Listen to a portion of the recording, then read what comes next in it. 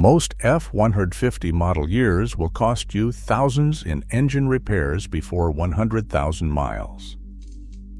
Mechanics have known this for years, and that is why they only buy 3 specific year ranges for themselves. Ford quietly stopped making them.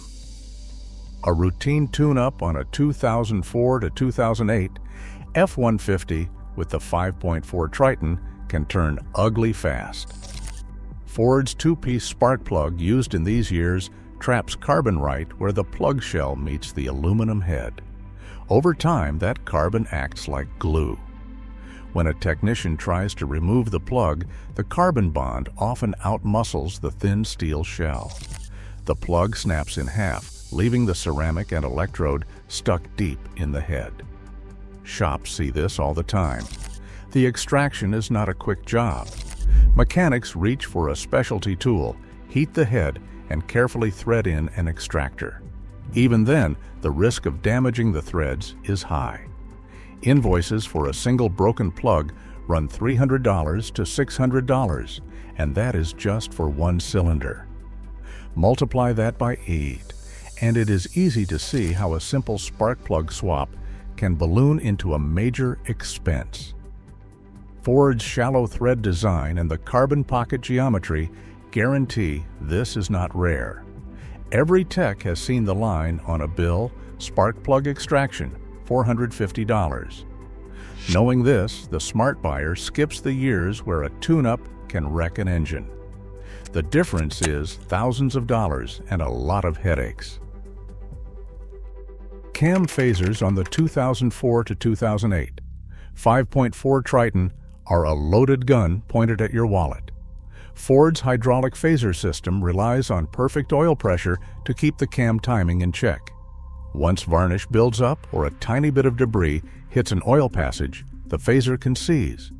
When that happens, it starts a chain reaction. The cam loses sync, the timing chain stretches, and the tensioner fights a losing battle against slack. That ticking at idle is the sound of metal grinding toward failure. Ignore it and the rattling gets worse. Eventually, the chain can jump a tooth or snap entirely. When that happens, pistons and valves collide. The engine is often totaled before it even hits 100,000 miles. Mechanics see these trucks towed in with repair estimates between $2,000 and $5,500, sometimes more if a chain break takes out the cylinder head. One tech described it as the job that eats a full day of labor every time. Ford's oil-fed cam phaser and fragile guides make this an existential risk, not just an expensive nuisance. The difference between a good F-150 year and a bad one is not just a few $100, it is the line between a truck that lasts and one that is headed for the scrapyard. The best mechanics know which years dodge this bullet and which ones are ticking down.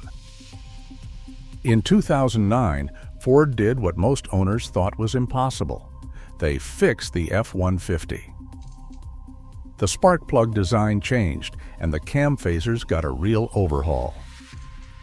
Suddenly, the nightmare repairs stopped showing up at independent shops.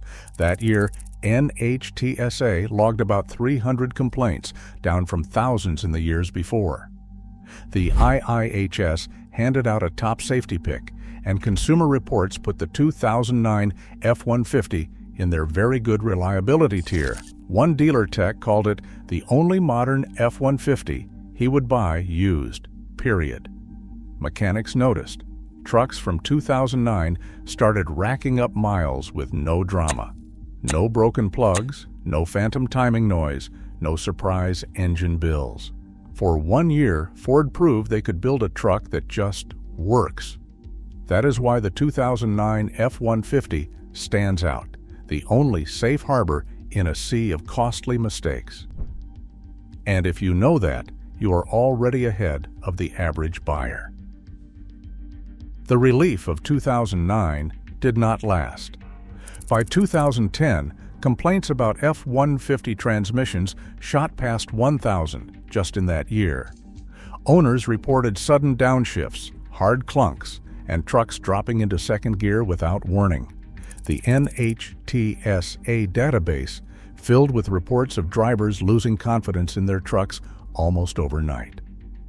One transmission specialist said they started seeing 2010 models roll in with failures not seen since the early 2000s. It was like deja vu, but with a bigger bill. Ford issued technical bulletins, but the fixes rarely held. Anyone tracking owner data could see the trend reversing. The difference between a dependable truck and a problem child was now measured in model years, not miles, and the real shakeup was still coming. The first-generation EcoBoost brought a new set of headaches to the F-150. Direct injection means the intake valves never see fuel, so carbon builds up fast. By 80,000 miles, a walnut blast is almost a given, and expect a bill between $400 and $800 each time. Then there is the intercooler moisture issue. Early EcoBoosts collect condensation in the charge air cooler, especially on humid days. That water can get sucked into the engine, causing a stall or rough running. Ford issued a service bulletin, but not every truck got the fix. Timing chain tensioners are another weak spot. Shops see stretched chains and worn tensioners as early as 60,000 miles. A full timing job runs $1,200 to $1,800. Mechanics who specialize in these engines warn that if you skip the maintenance, the repair costs add up quickly. That is why the guys who know the most about F-150s rarely buy these years for themselves. They have seen the invoices. They know the difference is not just a few $100. It is a truck that keeps running or one that leaves you stranded. Most buyers never hear about this until it is too late. The sticker shock hits hard after even a minor fender bender in an after 2015 F-150. A steel-bodied truck from 2014, that is an $800 repair for a basic front fender. But the same scrape on a 2016 aluminum body jumps to $2,500, sometimes over $3,500 before you even touch the paint. One owner brought in a 2017 for a simple dent. The shop handed him an invoice 4 times what he had paid the last time. Aluminum panels cost more, and most local shops cannot weld them without special equipment, so labor rates climb. Insurers notice too. Premiums on these newer trucks run higher, all because a single accident can gut your wallet. That is the kind of expense nobody mentions on the lot. The real cost of ownership now hides in the bodywork, not just the engine bay. Anyone who has been through it learns fast. Sometimes the old steel is worth more than the new shine. The 10-speed automatic, introduced in 2018, promised smoother shifts and better fuel economy. What owners got was a new set of headaches. Trucks started hunting for gears at highway speeds, cycling up and down with no warning, even on flat ground. Some drivers noticed a shudder at low throttle, a vibration that runs through the whole cab. It's not just an annoyance. Early torque converter failures show up before 50,000 miles, often without warning. Ford released a string of software updates, each one tweaking shift logic or clutch engagement, but the complaints kept coming. Technical service bulletins pile up, but the core mechanical issues remain. Transmission specialists say these trucks roll in with problems they used to see only after 150,000 miles, and now it's happening before the first set of tires wears out. For anyone paying attention, it's one more reason the newest F-150s don't make the cut. The real value is in knowing which years to avoid before the first warning light ever flickers. 3 windows stand out. These are the years mechanics actually buy for themselves, no matter what is on the lot. First, the 1999 to 2003 trucks with the simple V8 and steel body. They are basic, reliable, and regularly cross 250,000 miles with just routine service.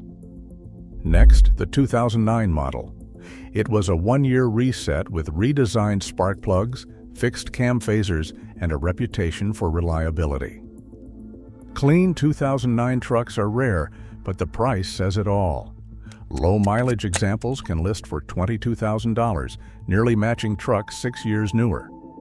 Finally, the 2014 to 2017 F-150s with the Coyote 5.8 and the 6R 86-speed, the last of the proven powertrains before the 10-speed arrived.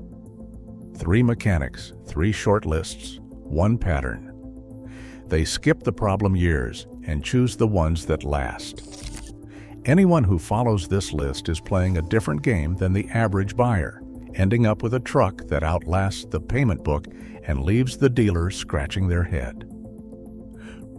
Right now, the badge means less than the build. Pick the right F-150 year, and you get a workhorse. Pick wrong, and you are paying for Ford's decisions twice. Choose carefully.